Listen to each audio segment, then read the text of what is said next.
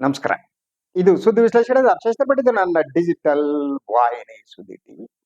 ಇದನ್ನ ಲೈಕ್ ಮಾಡಿ, ಸಬ್ಸ್ಕ್ರೈಬ್ ಮಾಡಿ, ಬೆಲ್ ಐಕಾನ್ ಪ್ರೆಸ್ ಮಾಡೋದಕ್ಕೆ ಮರಿಬೇಡಿ. ಹಾಗೆ ಸಾಧ್ಯ ಆದರೆ ಸಹಾಯ ಮಾಡಿ, ಸ್ವತಂತ್ರ ಪತ್ರಿಕೋದ್ಯಮನ್ನ ಉಳಿಸಿ ಬೆಳೆಸಿ. ಇವತ್ತು ನಿಮಗೆ ಬೆಳಗ್ಗೆ ಈ ಒಂದು ಫೋಟೋ ತೋರಿಸ್ತಾ ಇದ್ದೀನಿ. ಇದು ಮಹಾತ್ಮ ಗಾಂಧೀಜಿ ಅವರು. ಇದನ್ನು ತೋರಿಸೋದಕ್ಕೆ ಕಾರಣ ಇದೆ. ಈ ಫೋಟೋ ಏನಿದೆ ಇದು ತೈಲಚಿತ್ರ. ಇದನ್ನ ಒಬ್ಬ ಕಲಾವಿದ ಬಿಡಿಸಿದ್ದು. ಗಾಂಧೀಜಿಯವರು 2ನೇ ದುಡ್ಡು ಮೇಜಿನ ಸಭೆಗೆ ಲಂಡನ್ಗೆ ಹೋದಾಗ ತೆಗೆದಂತ ಫೋಟೋ. ಈ ಫೋಟೋ ಇತ್ತೀಚೆಗೆ ಹರಾಜಾಯಿತು. ಸೊ ಕೋಟಿ ಕೋಟಿ ಹಣವನ್ನ ಕೊಟ್ಟು ಒಬ್ಬ ವಿದೇಶಿ ವ್ಯಕ್ತಿ ಆ ಫೋಟೋವನ್ನ ಖರೀದಿಸಿದ. ಗಾಂಧೀಜಿ ಫೋಟೋ. ನಾನು ಈ ಬೆಳಗ್ಗೆ ಕುಳಿತು ಯೋಚನೆ ಮಾಡ್ತಾ ಇದ್ದೆ. ಗಾಂಧೀಜಿ ಫೋಟೋ ಇವತ್ತಿಗೂ ಕೂಡ ಅದನ್ನ ಹರಾಜು ಹಾಕಿದರೆ ವಿಶ್ವದ ಎಲ್ಲೆಡೆ ಜನ ಅದನ್ನ ಖರೀದಿಸುವಕ್ಕೆ ಮುಂದೆ ಬರ್ತಾರೆ. ಕೋಟಿ ಕೋಟಿ ಹಣ ಕೊಟ್ಟು ಖರೀದಿಸ್ತಾರೆ. ಅದೇ ಸಾವರ್ಕರ್ ಫೋಟೋ ಆದ್ರೆ ಅದಕ್ಕೆ ಒಂದೆರಡು ಪೌಂಡರು ಬರ್ಬೋದು. I have A doubt. 1 pound not at all sir. 10 ರೂಪಾಯಿ, 20 ರೂಪಾಯಿ ಗೊತ್ತಿಲ್ಲ. ಯಾರೋ ಭಾರತೀಯರೇ ಖರೀದಿ ಮಾಡಬೇಕು. ಯಾರೋ ಚಡ್ಡಿಯವರು, ಲಂಗೋಟಿಯವರು, ದ್ವೇಷ ಬಿತ್ತುವವರು, ಬೆಂಕಿ ಹಚ್ಚುವವರು ಅವರೇ ಖರೀದಿ ಮಾಡಬೇಕು. ಇದೇ ಗಾಂಧಿ ಮತ್ತು ಗೋಡ್ಸೆ ನಡುವಿನ ವ್ಯತ್ಯಾಸ. ಇದನ್ನ ನಾನು ಹೇಳೋದಕ್ಕೆ ಕಾರಣ, ಭಾರತ ಇವತ್ತು ಗಾಂಧಿವಾದದಿಂದ ಅದನ್ನ ಗೋಡ್ಸೆ ವಾದ ಏನಿದೆ ಅದನ್ನ ಕ್ಯಾಪ್ಚರ್ ಮಾಡ್ತಿದೆ. ಬಿಕಾಸ್ ಆಫ್ ಭಾರತೀಯ ಜನತಾ ಪಕ್ಷ, ಸಂಘ ಪರಿವಾರ ಅಂಡ್ ಅದರ್ಸ್. ಸೊ ಆ ಕಾರಣಕ್ಕೆ ಇದೇ ವ್ಯತ್ಯಾಸ ಇದೆಯಲ್ಲ, ಇದೇ ವ್ಯತ್ಯಾಸ ವಿಶ್ವದಲ್ಲಿ ಯು ಸಿ ಜವಾಹರ್ಲಾಲ್ ನೆಹರು ಅವರ ಫೋಟೋಕ್ಕೂ ನರೇಂದ್ರ ಮೋದಿ ಅವರ ಫೋಟೋಕ್ಕೂ ಇರ್ಬೋದು. ಸೊ ಜವಾಹರ್ಲಾಲ್ ನೆಹರು ಅವರ ಫೋಟೋವನ್ನು ವಿಶ್ವದ ಬೇರೆ ಬೇರೆ ಜನ ಸಮುದಾಯ, ಬೇರೆ ಬೇರೆ ಜನರು, ಬೇರೆ ಬೇರೆ ಹಿನ್ನೆಲೆಯವರು ಖರೀದಿ ಮಾಡ್ತಾರೆ. ನರೇಂದ್ರ ಮೋದಿ ಅವರ ಫೋಟೋವನ್ನ ಯಾರು ಖರೀದಿ ಮಾಡ್ತಾರೆ? ಮುಭಕ್ತರು ಮಾತ್ರ. ಅದನ್ನ ಹೇಳಬೇಕು ಅಂತ ಅನಿಸ್ತು ಬೆಳಗ್ಗೆ ಆ ಫೋಟೋ ನೋಡಿದಾಗ. ಆ ಫೋಟೋ ಅದಕ್ಕೆ ನಿಮ್ಗೆ ತೋರಿಸ್ತೆ. ಇವತ್ತು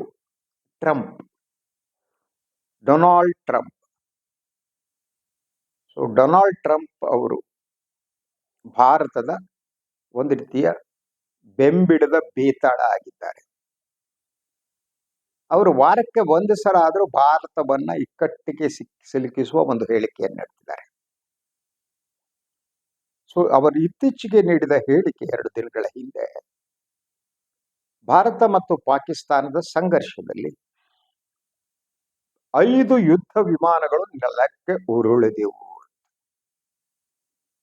ಈ ಬಗ್ಗೆ ಮೋದಿ ಸಾಹೇಬರು ಇನ್ನೂ ಉತ್ತರ ಕೊಡೋದು ಇಲ್ಲ. ಯಾಕೆಂದ್ರೆ ಮೋದಿ ಟ್ರಂಪ್ ಅವರ ಆತ್ಮೀಯ ಗೆಳೆಯ ಅಲ್ವಾ? ಟ್ರಂಪ್ ಅವರು ಮೋದಿಯವರ ಆತ್ಮೀಯ ಗೆಳೆಯ. ಗೆಳೆತನ ಹೇಗಿದೆ ಅಂದ್ರೆ, ಅಮೆರಿಕದ ಚುನಾವಣೆಯ ಸಂದರ್ಭದಲ್ಲಿ ನರೇಂದ್ರ ಮೋದಿ ಅವರು ಟ್ರಂಪ್ ಪರವಾಗಿ ಚುನಾವಣಾ ಪ್ರಚಾರ ಮಾಡಿದರು. ಇಸ್ ಬಾರ್ ಟ್ರಂಪ್ ಅನ್ಬೇಕಾದ್ರೆ ಡೊನಾಲ್ಡ್ ಅನ್ನೋದಕ್ಕೇನೋ ವ್ಯತ್ಯಾಸ ಆಗಿತ್ತು. ಬಿಡಿ, ಆಗತ್ತೆ, ನಮ್ಗೆಲ್ಲ ಎಲ್ಲರಿಗೂ ಆಗುತ್ತೆ ಅಂದ್ರು. ಇಸ್ ಬಾರ್ ಅಂದ್ರು. ಹೌಡಿ ಮೋದಿ ಅಂತಂದ್ರು. ಎಲ್ಲ ಏನೋ ಇಡೀ ಇಂಡಿಯನ್ ಡಯಾಸ್ಪೊರಾ ಏನಿದೆ, ಅವರು ಯಾರೋ ಒಬ್ಬರ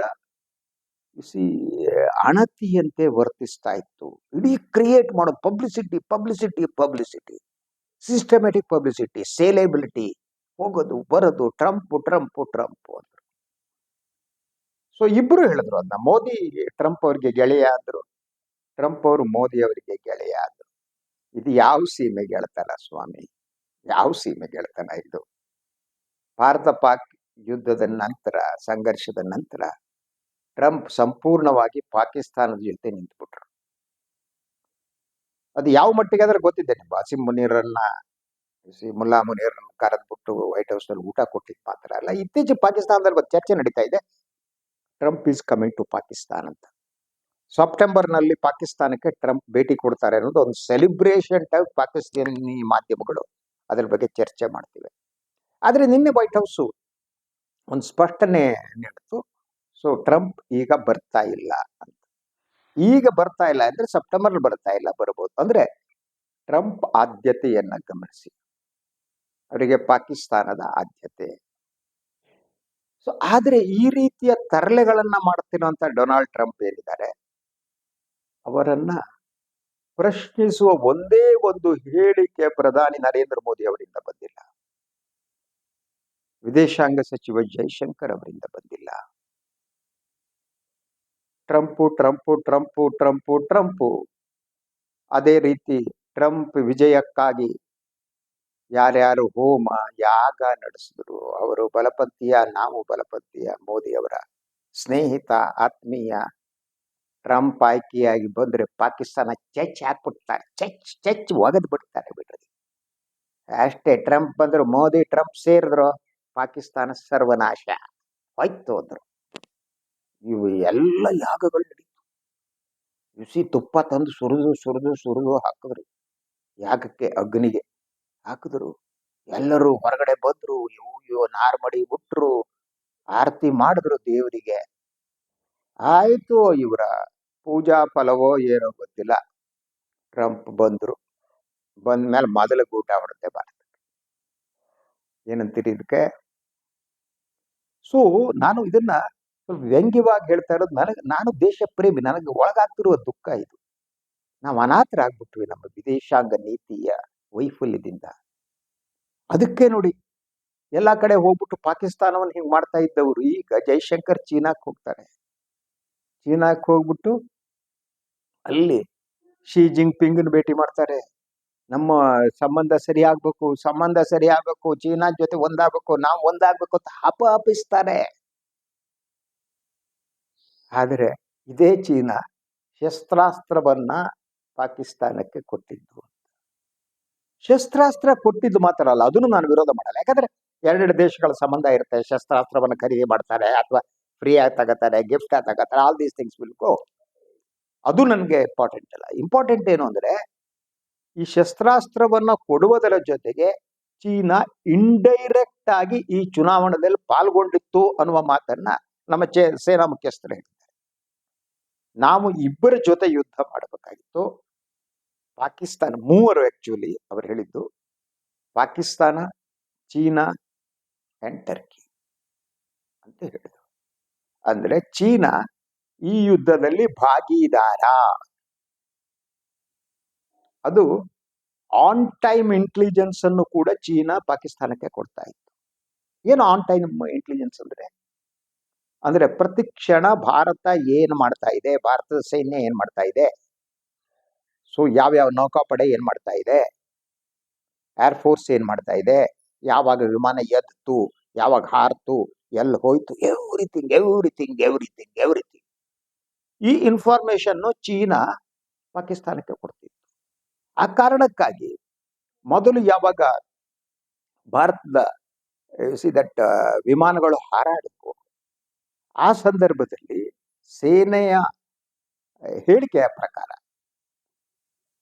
ಅದರ ಮೂಲಗಳ ಪ್ರಕಾರ, ಸೊ ಪೊಲಿಟಿಕಲ್ ಲೀಡರ್ಶಿಪ್ ಮಿಲಿಟರಿ ಮೇಲೆ ಅಟ್ಯಾಕ್ ಮಾಡಬೇಡಿ, ಏರ್ ಡಿಫೆನ್ಸ್ ಅನ್ನ ಪಾಕಿಸ್ತಾನದ ಏನು ಮಾಡಿ ಸುಮ್ಮನೆ ಹೋಗಿದ್ರ ಮೇಲೆ ಅಟ್ಯಾಕ್ ಮಾಡಿ ಅಂತ ಹೇಳಿದ್ರು. ಅದೇ ಮಾಡಿದ ಬಹುದೊಡ್ಡ ತಪ್ಪು. ಇದು ಸೈನ್ಯ ಮಾಡಿದಲ್ಲ, ನಮ್ಮ ಸೈನ್ಯ ಬ್ರೇವ್, ಅವರಿಗೆ ಐಡಿಯಾ ಇದೆ. ಸೊ ಸೈನ್ಯವನ್ನ ಏನಿದೆ ಅವ್ರಿಗೊಂದು ಹೇಳಿದ್ಮೇಲೆ ಪೊಲಿಟಿಕಲ್ ಲೀಡರ್ಶಿಪ್ ಡಿಕ್ಟೇಷನ್ ಏನಿದೆ, that will create A problem ಅಂತ. ಸೊ ಪೊಲಿಟಿಕಲ್ ಲೀಡರ್ಶಿಪ್ ಅಂದ್ರೆ ಯಾರು? ರಕ್ಷಣಾ ಸಚಿವರು ಇರ್ಬೇಕು, ಪ್ರಧಾನಮಂತ್ರಿಗಳು ಇರ್ಬೇಕಲ್ವಾ, ದೇ ಆರ್ ಪೊಲಿಟಿಕಲ್. ಸೈನ್ಯ ಯೂಸ್ ಮಾಡೋ ಸೈನ್ಯ ಪೊಲಿಟಿಕಲ್ ಲೀಡರ್ಶಿಪ್ ಅಂತ ಇಬ್ಬರೇ ಇರ್ತಾರೆ, ಮೋದಿ ಅಥವಾ ರಕ್ಷಣಾ ಸಚಿವರು ಹೇಳಿರ್ತಾರೆ. ಬೇಡಪ್ಪ ಅದನ್ನ ಹಂಗ್ ಮಾಡ್ಬಿಡಿ, ಮಿಲಿಟರಿಗೆ ಅಟ್ಯಾಕ್ ಮಾಡೋದು ಬೇಡ, ನಾವು ಏರ್ ಡಿಫೆನ್ಸ್ ಹಂಗೆ ಇಡಿ, ಆಯ್ತಾ, ಸುಮ್ಮನೆ ಹೋಗ್ಬಿಟ್ಟು ಪಟಕ್ ಅಂತ ಹೇಳ್ಬಿಟ್ಟು ಉಗ್ರಗಾಣಿಂದ ಮೇಲೆ ಹೊಡೆದು ಬನ್ನಿ ಅಂತ ಹೇಳಿ. ಏರ್ ಡಿಫೆನ್ಸ್ ಸಿಸ್ಟಮ್ ಹಾಗೆ ಉಳ್ಕೊಳ್ಳೋದು. ಚೀನಾದ ಇನ್ಫಾರ್ಮೇಶನ್ ಇತ್ತು, ಆನ್ ಟೈಮ್ ಇಂಟೆಲಿಜೆನ್ಸ್. ಚೀನಾ ಪ್ರತಿ ಕ್ಷಣ ಮಾಹಿತಿ ಕೊಡ್ತಾ ಇತ್ತು. ಈಗ ನೋಡಿ, ಹೀಗಾಗ್ತಿದೆ, just like a running commentary. Cricket running commentary ಕೇಳ್ತೇವೆ ನೋಡಿ. ಈಗ ಬೌಲರ್ ಬಂದ, ನಾವ್ that's a match between India and England bowler coming from the sent. ಈ ರೀತಿ ರನ್ನಿಂಗ್ ಕಾಮೆಂಟ್ರಿಯನ್ನ ಚೀನಾ ಕೊಡ್ತಾ ಇತ್ತು. ಹೀಗಾಗಿ ಭಾರತದ ವಿಮಾನಗಳು ಉರುಳಿರಬೇಕು. ಸೊ ಪಾಕಿಸ್ತಾನ 6 ವಿಮಾನಗಳು ಭಾರತದ ಉರುಳ್ತು ಅಂತ ಹೇಳ್ತಾರೆ ಬಂತು. ಭಾರತ ಮೊದಲು ಕ್ಲಾರಿಫೈ ಮಾಡಿಲ್ಲ, ಇನ್ನೊಂದು ಮಾಡಿಲ್ಲ, ಸುಮ್ಮನೆ ಎಲ್ಲವನ್ನ ಮುಚ್ಚಿಡುವ ಯತ್ನವನ್ನು ಮಾಡಿದ್ರು. ಅಷ್ಟೊತ್ತಿಗೆ ಇಡೀ ಯುದ್ಧದ ಇದೇನಿದೆ ಅದನ್ನ ಟ್ರಂಪ್ ಟೇಕ್ ಓವರ್ ಮಾಡಿದ್ರು. ನನ್ನಿಂದಾಗಿ ಯುದ್ಧ ನಿಂತು ಒಂದು ಬಾರಿ ಅಲ್ಲ 1000 ಬಾರಿ ಹೇಳ್ಬಿಟ್ರು. ಇವರು ಡಿನೈ ಮಾಡಕ್ ಸಾಧ್ಯನೇ ಆಗಲ್ಲ. ಸತ್ಯನ ಸುಳ್ಳನ ಬೇರೆ. ಹೀಗೆ ಪದೇ ಪದೇ ಪದೇ ಪದೇ ಕಂಟಿನ್ಯೂಸ್ ಹೇಳೋದೇನಿದೆಯಲ್ಲ ಅದು it will create something else ಅಂತ. ಸೊ ಹಾಗೆ ಟ್ರಂಪ್ ಅದು ಕ್ರಿಯೇಟ್ ಮಾಡಿದ್ರು. ಅದರ ಕ್ರೆಡಿಟ್ ಅಂತ ತಗೊಂಡ್ರು ಫಸ್ಟ್. ಈಗ ಮೊನ್ನೆ ಇನ್ನೊಂದು ಊಟ ಹೊಡೆದ್ರು. 5 ಯುದ್ಧ ವಿಮಾನಗಳು, ಜೆಟ್ ವಿಮಾನಗಳು ಉರುಳಿವೆ. ಸೊ ಸಂಪೂರ್ಣವಾಗಿ ಭಾರತದ ಹಿತಾಸಕ್ತಿಗೆ ವಿರುದ್ಧವಾಗಿ ಟ್ರಂಪ್ ಕೆಲಸ ಮಾಡ್ತಿದ್ದಾರೆ. 2 ಬೃಹತ್ ರಾಷ್ಟ್ರಗಳು powerful, China and America. America ನಮ್ಮ ವಿರುದ್ಧ ಕೆಲಸ ಮಾಡ್ತಿದ್ದೆ ಅನ್ನೋದನ್ನ ನಿಮ್ಗೆ ನಾನು ನರೇಟ್ ಮಾಡಿದ್ದೀನಿ. ಟ್ರಂಪ್ ಅವರಿಂದ ಹಿಡಿದು ಇಂಡಿಯಾ ಅದ ವಿರುದ್ಧನೇ ಮಾಡ್ತಾ ಇದೆ. ಬೇರೆ ಬೇರೆ ಕಾರಣಗಳು, ಅದನ್ನ ಬೇರೆ ಬೇರೆ ರೀತಿ ನಾನು ವಿವರಿಸ್ಬೋದು. ಚೀನಾ ಯುದ್ಧದಲ್ಲಿ ಪಾಲುದಾರ. ಆದ್ರೆ ಯುದ್ಧದಲ್ಲಿ ಪಾಲುದಾರವಾಗಿರುವ ಚೀನಾ ದೇಶಕ್ಕೆ ನಮ್ಮ ವಿದೇಶಾಂಗ ಸಚಿವ ಜಯಶಂಕರ್ ಅವರು ಭೋಲೆನಾಥ್ ಶಂಕರ್ ಶಂಕರ್ ಜೈ ಜೈ ಶಂಕರ್ ಶಂಕರ್ ಶಂಕರ್ ಜೈ ಜೈ ಶಂಕರ್ ವಿಮಾನ ಹತ್ಬಿಟ್ಟು ಸಿಂಗಾಪುರ್ಗೆ ಹೋಗಿ ಅಲ್ಲಿಂದ ಚೀನಾಕ್ಕೆ ಹೋಗಿ ಹೇಳಿದ್ರು. ಹೋಗ್ಬಿಟ್ಟು ಚೀನಾ ವಿದೇಶಾಂಗ ಸಚಿವರನ್ನು ಭೇಟಿ ಮಾಡಿದ್ರು. ಸೊ ಅಲ್ಲಿಯ ಅಧ್ಯಕ್ಷರ ಶಿ ಜಿನ್ಪಿಂಗ್ ಅವ್ರನ್ನ ಭೇಟಿ ಮಾಡಿದ್ರು. ನಮ್ಮ ಸಂಬಂಧ ಚೆನ್ನಾಗಾಗ್ಬೇಕು, ನಮ್ಮ ಸಂಬಂಧ ಚೆನ್ನಾಗಬೇಕು ಅಂತ ಹೇಳಕ್ ಶುರು ಮಾಡಿದ್ರು.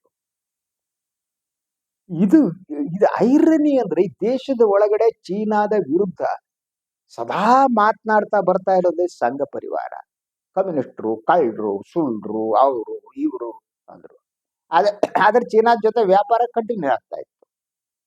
$125 ಬಿಲಿಯನ್ ವ್ಯವಹಾರ ಚೀನಾ ಮತ್ತು ಭಾರತ ನಡುವೆ.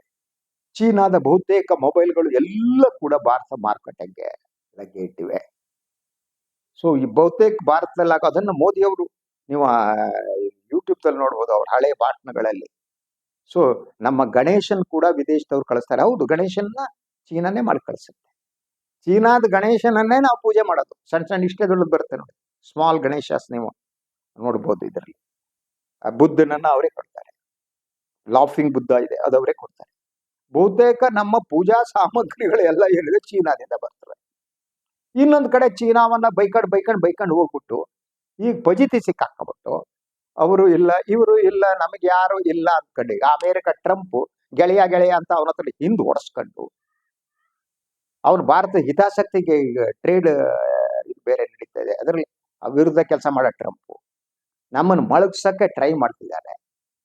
ಸೊ ಅವ್ರೇನೋ ಮಾಡ್ಬಿಡ್ತಾರೆ ಅಂತ ಚೀನಾ ಬೈದಾಯ್ತು. ಸೊ ಅವ್ರು ಬಂದು ಗೂಟ ಹೊಡ್ಕೊಂಡು ಈಗ ಚೀನಾದ ಪಕ್ಕನೆ ಓಡೋಗ್ಬಿಟ್ಟು ನಾವು ನೀವು ಒಂದು ಅಂತ ಹೇಳ್ತಾ ಕೂತ್ಕೊಂಡಿದ್ದಾರೆ. ಆ ಧೈರ್ಯ ಇದೆಯಾ? ಈಗ ಲೇಟೆಸ್ಟ್ ವರ್ಲ್ಡ್ ಆರ್ಡರ್ ನಲ್ಲಿ, ಜಿಯೋ ಪಾಲಿಟಿಕ್ಸ್ ನಲ್ಲಿ ಚೀನಾ, ಭಾರತ ಮತ್ತು ರಷ್ಯಾ ಒಂದಾಗಬೇಕಾದ ಅನಿವಾರ್ಯತೆ ಉಂಟಾಗಿದೆ ಬಿಕಾಸ್ ಆಫ್ ಟ್ರಂಪ್ ಅಡ್ಮಿನಿಸ್ಟ್ರೇಷನ್ ಅಂತ. ಆ ಧೈರ್ಯ ಇದೆಯಾ? ಅಲ್ಲೂ ಅವ್ರ ಬಗ್ಗೆನೂ ಭಯ, ಇವ್ರ ಬಗ್ಗೆನೂ ಭಯ. ಚೀನಾದವರು ಗಲ್ವಾನಕ್ಕೆ ಬಂದು ಅಲ್ಲಿ ಅಟ್ಯಾಕ್ ಮಾಡಿ ಇದು ಮಾಡೋ ಹೊತ್ತಿಗೂ ಇದ್ರವರೆಗೆ.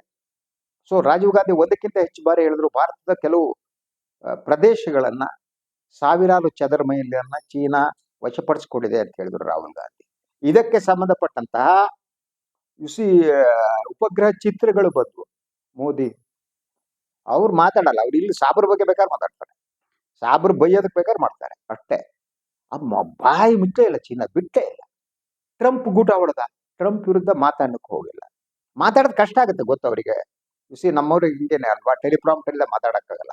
ಟೆಲಿಪ್ರಾಂಪ್ಟರ್ ಬೇಕು ಅಂದ್ರೆ ಅಧಿಕಾರಿಗಳೆಲ್ಲ ಬರ ಕೊಡ್ಬೇಕು. ಅದ್ರಲ್ಲಿ ಯಾವ್ದು ಹೇಳ್ಬೇಕು ಯಾವ್ದು ಹೇಳ್ಬಾರ್ದು ಕನ್ಫ್ಯೂಸ್ ಆಗ್ಬಿಡುತ್ತೆ. ಏನ್ ಹೇಳ್ಬೇಕು ಏನ್ ಹೇಳ್ಬೇಕು, ಯಾಕಂದ್ರೆ ಅದು ಪೋರ್ಟ್ಫೋಲಿಯೋ ಅಲ್ಲ. ಐ ಅಗ್ರಿ, ಅವ್ರ ಪೋರ್ಟ್ಫೋಲಿಯೋ ನೀವು ಏನು 2000 ಇಸ್ವಿಯಿಂದ ಗುಜರಾತ್ CM ಆದ್ರಿಂದ ಪ್ರಧಾನಿ ಆಗೋರೆ, ಅವ್ರ ಪೋರ್ಟ್ಫೋಲಿಯೋನೇ ಬೇರೆ. ಅವ್ರ ಉದ್ದೇಶಗಳು ಅದನ್ನ ಮೀರಿ ಆಲೋಚನೆ ಮಾಡೋ ಶಕ್ತಿ ಇರ್ಬೇಕಲ್ವಾ, ಅದಕ್ಕೆ ಓದಬೇಕು ಅಂತ. ಬರೀ ಸುಳ್ಳು ಹೇಳ್ಕೊಂಡು ನಾ ಚಹಾ ಮಾರಿದ್ದೆ, ನಾನು ಅಲ್ಲಿ ನಿಂತ್ಕೊಂಡಿದ್ದೆ, ಆ ಚಹಾ ಮಾರಿದ್ದೆ ಅಂತ ಅವ್ರು ಯಾವಾಗ ಹೇಳ್ತಾರ ಅವಾಗ ಅಲ್ಲಿ ರೈಲ್ವೆ ಸ್ಟೇಷನ್ ಇರಲಿಲ್ಲ. ಈಗ ರೈಲ್ವೆ ಸ್ಟೇಷನ್ ಅಲ್ಲ, ಇನ್ನೆಲ್ಲ ಬಸ್ ಸ್ಟ್ಯಾಂಡ್ ನಲ್ಲಿ ಚಹಾ ಮಾರ್ತಿದ್ದೆ ಅನ್ನೋದು. ಸೊ ನನ್ನ ಕ್ವಾಲಿಫಿಕೇಶನ್, ಒಬ್ರಿಗೆ ಕ್ವಾಲಿಫಿಕೇಶನ್ ಇರ್ಬೇಕು ಅಂತ ನಾನು ನಂಬಲ್ಲ. ಒಬ್ಬ ಸುಶಿಕ್ಷಿತ ಅನ್ನುವುದು ಎಜುಕೇಶನ್ ಕ್ವಾಲಿಫಿಕೇಶನ್ ಬರುತ್ತೆ ಅನ್ನೋದು ನನ್ನ ನಂಬಿಕೆ ಅಲ್ಲ, ಬೇಕಾಗಿಲ್ಲ. ಆದ್ರೆ ಅದ್ರ ಬಗ್ಗೆ ಸುಳ್ಳು ಹೇಳ್ತಾ master degree in engineering, master degree in philosophy, master degree ಅಂತ ಹೇಳಿ ಅದಕ್ಕೆ ಹೋಗ್ಬಿಟ್ಟು ಹೋಮ್ ಮಿನಿಸ್ಟರ್ ಯಾವುದೋ ಒಂದು ಸರ್ಟಿಫಿಕೇಟ್ ಟೈಪ್ ಹಿಡ್ಕೊಂಡ್ಬಂದ್ಬಿಟ್ಟು, ಅಲ್ರಿ ಇದೆಲ್ಲ ಯಾಕೆ ಸುಳ್ಳುಗಳು? ಓದಿಲ್ಲ ಅಂದ್ರೆ ಓದಿಲ್ಲಪ್ಪ, ಯಾವ ದೊಡ್ಡದು? ನೀವು ಸುಶಿಕ್ಷಿತರಿ ಕಾಮನ್ ಸೆನ್ಸ್ ಅನ್ನೋದು ಇರುತ್ತೆ ನೋಡಿ. ನಮ್ಮ ಗ್ರಾಮಾಂತರ ಪ್ರದೇಶದ ಜನ ಈಗಲ್ಲ, ಈಗೆಲ್ಲ ಓದ್ದವ್ರು ಇರ್ತಾರೆ. ಆ ಕಾಲದಲ್ಲೇನೆ ನೀವು ಓದದೇ ಇರುವಂತ ಗ್ರಾಮಾಂತರ ಪ್ರದೇಶ ಜನರಿಗೆ ಕಾಮನ್ ಸೆನ್ಸ್ ಇರ್ತಿತ್ತು. ನಮಗೆ ಡಿಗ್ರಿ ಇಲ್ದಿರ್ಬೋದು, ಆದ್ರೆ ಕಾಮನ್ ಸೆನ್ಸ್ ಇರ್ಬೇಕಲ್ವಾ? ಡಿಗ್ರಿನೂ ಇಲ್ಲ, ಕಾಮನ್ ಸೆನ್ಸು ಇಲ್ಲ, ಎರಡು ಪರಚ. ಸುಮ್ಮನೆ ಇದು ದಿಸ್ ಇಸ್ ದ ಸಿಚುವೇಶನ್ ತಗೊಂಡು ಹೋಗ್ಬಿಟ್ಟು ನಮ್ಮ ದೇಶ ಇಸಿ ಯಾವ ಸ್ಥಿತಿಗೆ ಬಂತು ಅಂತ ಇವತ್ತು ನಾವು ಓಡೋಬೇಕು. ಈ ಚೀನಾದ ಕಾಲಿಡಬೇಕು. ಇಸಿ ಟ್ರಂಪ್ ಮುನೀರ್ನ ಕರೀತಾರೆ, ಇಬ್ರು ಬಿರಿಯಾನಿ ತಿಂತಾರೆ, ಒಬ್ಬರೊಬ್ಬರಿಗೆ ಬೆಂತಟ್ಕೋತಾರೆ. ನಾವು ಫ್ರೆಂಡು ಅಂದ್ಕೊಂಡು ನಾವು ಇಲ್ಲಿ ಕೂತ್ಕೊಂಡು ಹಿಂಗೆ ನೋಡ್ಬೇಕು. ಟ್ರಂಪ್ ಕೊಡೋ ಬಿರಿಯಾನಿ, ಮುನೀರ್ ತಿನ್ನ ಬುರಿಯಾನಿ. ಆಯ್ತು, ಬಿರಿಯಾನಿ ತಿನ್ಕೊಬಿಟ್ಟು ಫೋಟೋ ಹೊಡ್ಸ್ಕೊಬಿಟ್ಟು ಹತ್ತರಿಕೆ ಬಾರಗೋಲ್ರಿ. ಯಾವ ದೇಶ ಸ್ಥಿತಿಗೆ ಬಂತು ಸ್ವಾಮಿ ಗುರುಗಳೇ? ಸ್ವಲ್ಪ ನೋಡಿ, ಸ್ವಲ್ಪ ಓದೋದ್ ಕಲ್ತ್ಕೊಳ್ಳಿ. ಇನ್ನು ಇನ್ಫಾರ್ಮೇಶನ್ ಕೇವಲ ಗೋಧಿ ಮೀಡಿಯಾ ಇಟ್ಕೊಳ್ಬೇಡಿ. ಗೋಧಿ ಮೀಡಿಯಾಗಳು ಏನಿವೆ ಅವರು HMV ಗೊತ್ತಲ್ಲ, HMV ಅಂದ್ರೆ ಹೀಸ್ ಮಾಸ್ಟರ್ ವಾಯ್ಸ್ ಅಂತ. ಈ ಬಹುತೇಕ ಮೀಡಿಯಾಗಳು ಈ HMV ಹೀಸ್ ಮಾಸ್ಟರ್ ವಾಯ್ಸ್. ಆ ಧ್ವನಿ ಏನಿದೆ, ಸಂಘ ಪರಿವಾದ ಧ್ವನಿಯನ್ನ, ಮೋದಿಯವರ ಧ್ವನಿ, ಅಮಿತ್ ಶಾ ಧ್ವನಿಯನ್ನು ಪ್ರತಿಧ್ವನಿಸ್ತಾರೆ. ಪಾಪ ವ್ಯವಹಾರಗಳಿರ್ತವೆ, ಇನ್ನೊಂದು ಇರುತ್ತೆ, ಐ ಕ್ಯಾನ್ ಅಂಡರ್ಸ್ಟ್ಯಾಂಡ್. ಸೊ ಆದ್ರಿಂದ ನಿಮ್ ಗೋಧಿ ಮೀಡಿಯಾದಲ್ಲಿ ಸತ್ಯ ಸಿಗಲ್ಲ. ಭ್ರಮೆಯಲ್ಲಿ ಬದುಕ್ಬಿಡ್ತೀರಿ. ಗೋಧಿ ಮೀಡಿಯಾ ನೋಡ್ಬಿಟ್ರೆ ನಿಮ್ಗೆ ಸುಳ್ಳು ಭ್ರಮೆ ಅದು ನಿಮ್ಮನ್ನ ಆವರಿಸ್ಬಿಡುತ್ತೆ. ಮೋದಿ, ಅಮಿತ್ ಶಾ, ಬಿಜೆಪಿಯ ಸುಳ್ಳುಗಳೇನಿವೆ, ಆ ಸುಳ್ಳುಗಳನ್ನ ಪ್ರಚಾರ ಮಾಡ್ತಾ ಸುಳ್ಳಿನ ಮಂಟಪವನ್ನ ಕಟ್ಬಿಡ್ತಾರೆ, ಸುಳ್ಳಿನ ಮಂಟಪ. So be careful about that. ಅದರಿಂದ ಬೇರೆದ್ ನೋಡಿ sir, we are isolated sir, we are isolated. ದುಃಖದಿಂದ ಹೇಳ್ತೇನೆ, ವಿ ಆರ್ ಐಸೋಲೇಟೆಡ್. ಎಲ್ಲೂ ವಿಶ್ವದಲ್ಲಿ ನಮ್ಗೆ ಬೆಲೆ ಇಲ್ಲಿದ್ದಂಗಾಯ್ತು. ಪ್ರಾರಂಭದಲ್ಲಿ ಹೇಳ್ದೆ ಅಲ್ವಾ, ಚಿತ್ರ ತೋರಿಸ್ದೆ ಅಲ್ವಾ, ಗಾಂಧೀಜಿಯವರ ಚಿತ್ರ. ಕೋಟ್ಯಾಂತರ ರೂಪಾಯಿಗೆ ಸೇಲ್ ಆಗಿದ್ದು ತೈಲವರ್ಣ ಗಾಂಧಿಯನ್ನು ಕೂಡಿಸಿ ತೆಗೆದ ಫೋಟೋ. ಆ ಫೋಟೋ ಇನ್ನೊಮ್ಮೆ ನಿಮಗೆ ತೋರಿಸ್ಬಿಡ್ತೀನಿ. ಇನ್ನೊಂದ್ಸಲ ಗಾಂಧಿ ಫೋಟೋವನ್ನ ನೋಡಿ. ಮಹಾತ್ಮ, ಗೋಡ್ಸೆ ಮಹಾತ್ಮ ಅಲ್ಲ. ಗೋಡ್ಸೆಯ ಫೋಟೋವನ್ನು ತಗೊಂಡೋಗಿ ನೀವು ವಿದೇಶದಲ್ಲಿ ಯಾವುದೋ ದೇಶದಲ್ಲಿ ಮಾರಾಟ ಮಾಡಿ, ಅದು ಭಾರತೀಯರು ಬಿಟ್ಟಿರೋ ತ್ವಾಟೆ ಬೆಲ್ಲಿ ಅಂತ ಬರ್ತಿತ್ತು. ತೋಟೆ ಬೆಲ್ಲಿ ಗೊತ್ತಾ? ಗೊತ್ತಿಲ್ಲ. ಹಳೆ ಕಾಲದಲ್ಲಿ ಈ 1 ಪೈಸಾಕ್ಕಿಂತ ಕಡಿಮೆ ತೋಟೆ ಬೆಲ್ಲಿ, ಮಧ್ಯೆ ಒಂದು ಹೋಲ್ ಇರ್ತಿತ್ತು. ಆ ತ್ವಾಟೆ ಬೆಲ್ಲಿಗೆ ಮಾರಾಟ ಆಗಲ್ಲ. ಅವ್ರ ಫೋಟೋಗೂ ಸಾವರ್ಕರ್ ಬೇಕಾದ್ರೆ ತಗೊಂಡೋಗಿ ಮಾರಾಟ ಮಾಡಿ ನೋಡಿ ವಿದೇಶದಲ್ಲಿ. ಇದುವೇ ಇದಾಗಿತ್ತು ಇವತ್ತಿನ ಸುದ್ದಿ ವಿಶ್ಲೇಷಣೆ. ಇನ್ನೊಂದು ವಿಚಾರದಲ್ಲಿ ಮತ್ತೆ ಬರ್ತೇನೆ. ನಾನು ವಾಯನ್ ಲೈಕ್ ಮಾಡಿ, ಸಬ್ಸ್ಕ್ರೈಬ್ ಮಾಡಿ, ಬೆಲ್ ಐಕಾನ್ ಪ್ರೆಸ್ ಮಾಡೋಕೆ ಬರಬೇಡಿ. ಹಾಗೇನೆ ಸಾಧ್ಯ ಆದ್ರೆ ಸಹಾಯ ಮಾಡಿ. ಸ್ವತಂತ್ರ ಪತ್ರಿಕೋದ್ಯಮ, ಸ್ವತಂತ್ರ ಧ್ವನಿಯನ್ನ ಉಳಿಸಿ. ಕೇವಲ ಗೋಧಿ ಮೀಡಿಯಾವನ್ನ ನೋಡಿ ನೀವು ಭ್ರಮೆ ಸುಳ್ಳುಗಳಲ್ಲಿ ಮುಳುಗಿ ನಾಶ ಆಗ್ಬೇಡಿ. ಎಲ್ಲರಿಗೂ ನಮಸ್ಕಾರ.